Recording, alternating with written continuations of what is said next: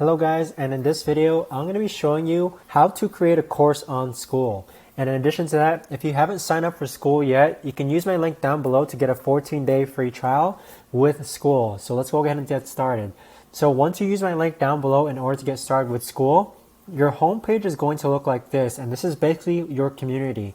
Now what you want to do is that you want to click on Classroom, and then you want to scroll all the way down, and then see where it says New Course. You want to click this button that says New Course. Now once you do that, you simply just give your course a name, you give it a course description, and you can decide who has access to this course as well. All members have access, or you can do only some, or you can do members of a certain level.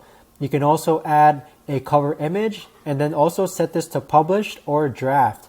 Afterwards, you simply just add your course, and there you have it, guys. That is how you create a course on Skool. And again, if you haven't signed up for Skool yet, you can use my link down below to get a free 14-day trial to actually try out Skool with your online course.